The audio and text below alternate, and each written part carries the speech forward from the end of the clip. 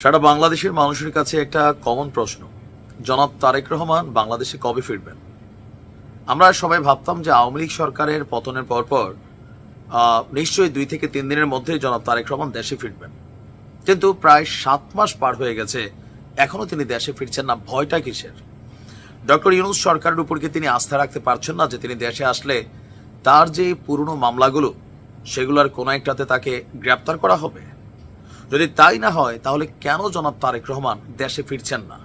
বাংলাদেশ অপেক্ষা করছে, জাতীয়তাবাদী দল অপেক্ষা করছে, কারণ এই মুহূর্তে মাঠে অন্যান্য যে রাজনৈতিক দলগুলো আছে, এনসিপি বলেন, জামাত ইসলাম বলেন বা ভিপি নুরের দল বলেন, তাদের নেতাকর্মীরা যথেষ্ট চাঙ্গা, কিন্তু তারেক রহমান দেশে পা দেওয়ার পর পরিস্থিতি কিন্তু বদলে যাবে, এটা সবাই জানে।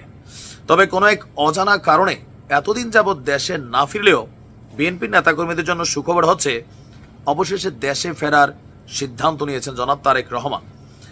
প্রথমে দেশে ফিরবে বেগম খালেদা জিয়া, এর কিছুদিন পরই জনাব তারেক রহমান দেশে ফিরছেন, এমন তথ্য আজকে আমরা জানলাম যুক্তরাজ্যের বিএনপির সভাপতি এম এ মালেক থেকে।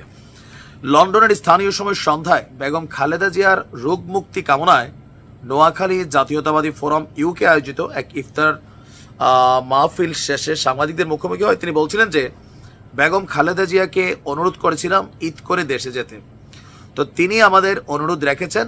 এখন ঈদের পর এপ্রিলের মাঝামাঝি, আমরা ঈদ হইতে হইতে সম্ভবত এপ্রিলের 2-3 তারিখ, তো এপ্রিলের মাঝামাঝি সময় বেগম খালেদা জিয়া তিনি দেশে ফিরবেন। আর ডাক্তারও সেই অনুপাতে প্রস্তুতি নিচ্ছে, তবে ফ্লাইটের একটা ইস্যু আছে, ফ্লাইট যদি একটু এদিক সেদিক হয় তাহলে 2-1 দিন আগে পরে হবে। তবে বেগম খালেদা জিয়া শারীরিকভাবে তিনি দেশে ফেরার জন্য তিনি প্রস্তুত আছেন। বাকি হচ্ছে তারেক রহমানের ইস্যুটা। তারেক রহমানের দেশে ফেরার ব্যাপারে তার বক্তব্য হচ্ছে, আমাদের লিডারের দেশে যাওয়ার সময়টা ফিক্সড আমরা নিশ্চিত বলতে পারছি না, তবে ম্যাডাম খালেদা জিয়া যাওয়ার কিছুদিন পর তিনি দেশে ফিরবেন। একসাথে দুজন অবশ্যই যাবেন না, এটা আমরা বিশ্বাস করি।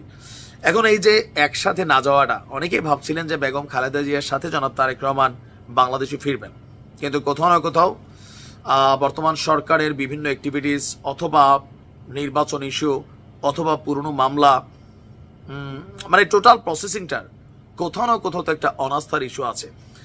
তবে বিএনপির যারা নেতাকর্মীরা আছেন তারা মনে করছেন যে জনাব তারেক রহমান দেশে আসবে, এই দেশে এখন কার এত বড় সাহস ওনাকে গ্রেপ্তার করে জেলে ঢুকাবে? কারণ বিএনপি দীর্ঘদিন যাবৎ মাঠের মধ্যে যেই খেলাটা দেখানোর অপেক্ষায় আছে, তারেক রহমান আসার পরে যদি ওনাকে গ্রেফতার করা হয় তাহলে পুরো বাংলাদেশ আরেকটা চিত্র দেখবে, এটাও কিন্তু বাস্তব। তবে তারেক রহমান বলছেন তিনি দয়া দাক্ষিণ্যের উপরে বাংলাদেশে ফিরতে চান না, তার যে মামলাগুলো আছে চলমান এগুলা আইনের ধারায় মোকাবেলা করে আইনিভাবে এগুলার সমাধান করেই তিনি বাংলাদেশে ফিরবেন। তবে কেউ কেউ বলছেন যে এখানে একটা ইস্যু আছে। এখন ইস্যু যাই থাকুক, যদি আগামী ডিসেম্বরে নির্বাচন হয়, আমরা জানি যে অক্টোবরে নির্বাচনের তফসিল ঘোষণা করা হবে, আর এখন চলছে মার্চ মাস। আমরা আশা করি যে ধরেন মে অথবা জুন জনাব তারেক রহমান 100% তিনি বাংলাদেশে ব্যাক করতে যাচ্ছেন। আর জনাব মালেক বলছিলেন যে বেগম খালেদা জিয়া যাওয়ার কিছুদিন পর, লম্বা সময় বলে নাই, মাসখানেক বলে নাই, কয়েক মাসও বলে নাই, তিনি বলছেন যে কিছু দিন।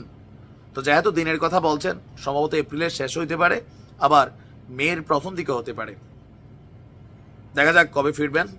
ভালো থাকুন। আসসালামু আলাইকুম।